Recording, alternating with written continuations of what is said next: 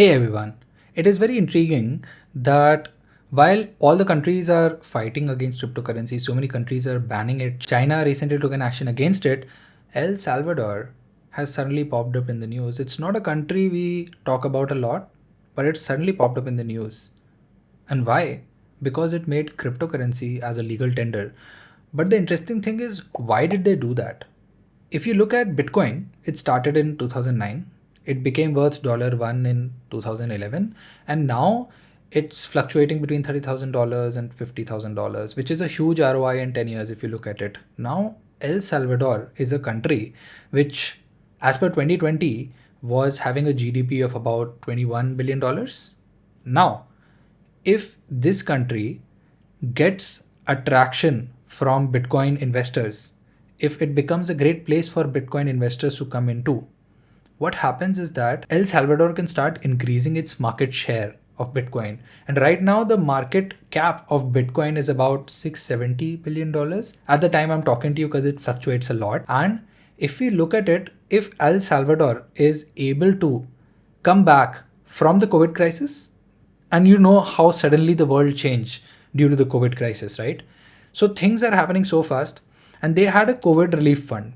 So from that, they said, okay, let's put $150 million aside with which our country can get Bitcoin. Also, there was a lot of pressure from other countries' central banks, which can therefore start controlling this economy. So they also wanted to weigh out that, okay, how do I stop getting controlled? Another interesting thing is that for El Salvador, which has a GDP of about $21 billion, about $6 billion or 20% of its income is coming from remittances. So people from El Salvador who work in other countries send it back to their family, and that is their major source of income, about 20% of the GDP. Now, if a country is in that situation, do you think it will not take some measure to at least take it outside this situation where it is in such high dependency and there is just outflow of talent? This country suddenly is making a master move based on the context that we're building, that suddenly their GDP is going to increase by 25% with just a small little hack.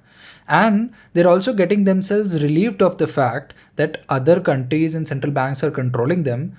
Also, they are relieving themselves from this dependency of income coming only through remittances. Also, they are relieving themselves of the outflow of talent, which is a major problem, and suddenly attracting people from outside countries by showing their amazing beaches and lifestyle. They're showing their amazing offer that there's not going to be a tax on capital gains because it's a legal currency.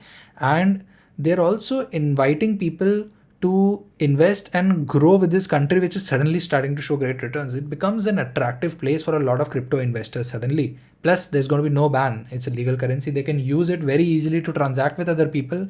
It's a safe and a decentralized currency too. This is a very interesting thing which is happening in the crypto world. That suddenly some people are banning crypto. Some people are saying that Bitcoin is not the right crypto and you can go for some other because Bitcoin is not good for the environment.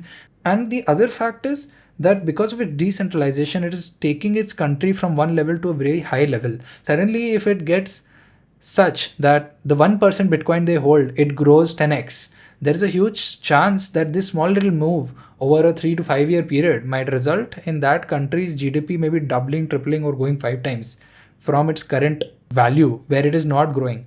And this COVID relief idea actually turns into such a huge growth idea for the country. Who knows, tomorrow this might be the future of currency and transactions. This is an example of somebody taking a huge bet, a very interesting step, and definitely is an interesting case study for us when we look back at it a few years from now.